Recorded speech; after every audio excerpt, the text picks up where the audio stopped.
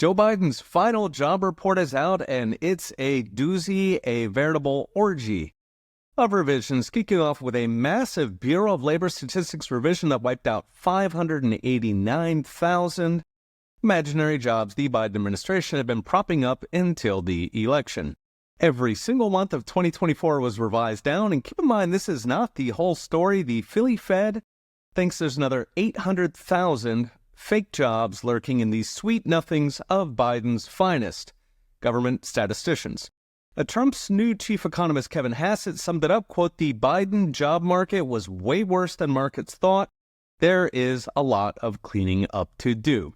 Democrats and legacy media, of course, tried to pin the whole mess on Trump, turning it as, quote, Trump's first job report when it covers the period before Trump even took office, and revises numbers Biden invented.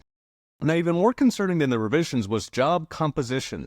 Nearly 70% of new jobs were either government workers or government-funded education and social assistance, what the Wall Street Journal calls the welfare industrial complex. Just 45,000 jobs were created outside government out of an economy of 164 million workers. That is roughly one-third what the economy needs just to tread water. Note, all those government-funded jobs will have been bought with tax dollars. The government, of course, creates absolutely nothing. It only steals. This pumps up the national debt, which we will either have to repay with higher taxes or, as Biden had been doing, with inflation.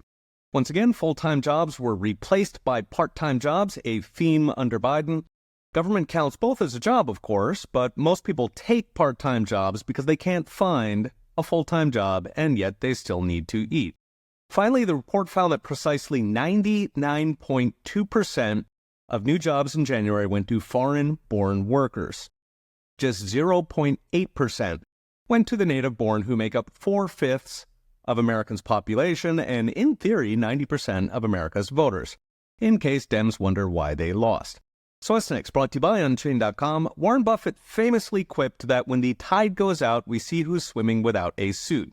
There will be a lot more revisions as we discover just how deep the lies and statistical manipulations went under Biden, starting with that 800,000 revision by the Philly Fed. Still, what's more important is help is on the way. Trump's spending cuts, tax cuts, regulatory cuts, and mass deportations will all lead to more jobs for Americans. Yes, even for the hundreds of thousands of redundant federal workers who will go from a monkey on the back of the private sector to actually doing something useful with their lives.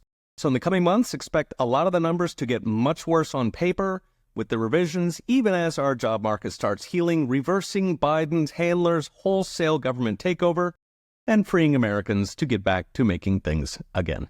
Okay, we'll be watching. See you next time.